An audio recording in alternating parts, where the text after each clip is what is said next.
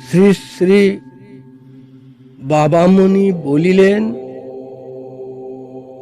আহার কমাবার জন্য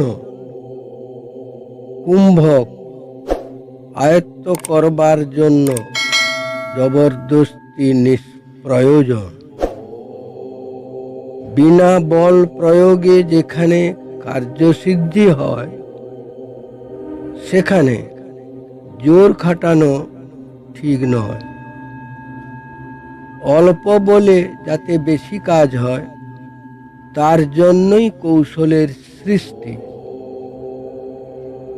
যতক্ষণ কৌশলে কাজ চলে, ততক্ষণ হঠপন্থা গ্রহণ কাজের কথা নয়। যোগ কর্মসু কৌশলম। তবে হঠপন্থায় লোকের বিশ্বাস যত সহজে আসে, কৌশলের উপরে বিশ্বাস তত সহজে আসে না। কারণ হঠপন্থার ফল হাতে হাতে দেখা যায়। কৌশলের কাজ অল্পাসে আয়ত্ত হয়, কিন্তু ফল আস্তে আস্তে দৃষ্টিগোচর হয়। যেমন এলোপ্যাথিক ঔষধের গুণ হাতে হাতে, আয়ুর্বেদীয় ঔষধের গুণ আস্তে আস্তে।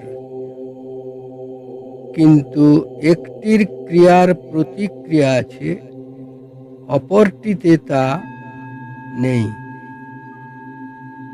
আহার কমাবার হঠকৌশল হলো রোজই কিছু কিছু করে কম খাওয়া।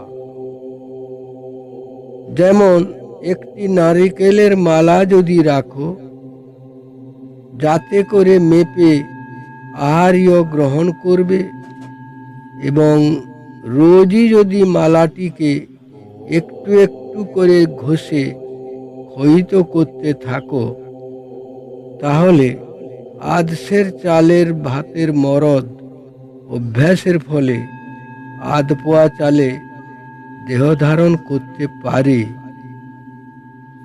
কিন্তু রোজ যখন নারকেলের মালাটি ক্ষয়িত হচ্ছে, সঙ্গে সঙ্গে তোমার ভিতরের অভাব এবং সেই অভাব পূরণের প্রয়োজন কি ক্ষীয়মান হচ্ছে? নারকেলের মালার ক্ষয়ের সঙ্গে তোমার অভাব পূরণের প্রয়োজন ক্ষয়ের কি কোনো ঘনিষ্ঠ সম্বন্ধ স্থাপিত হয়েছে? তা না হয়ে থাকলে এই পন্থায় আহার কমাতে গিয়ে তুমি ভবিষ্যতে গুরুতর শারীরিক বিপ্লবের সম্মুখীন হতে বাধ্য হবে। এই জন্যই তোমার চেষ্টায় স্থবির হওয়া উচিত।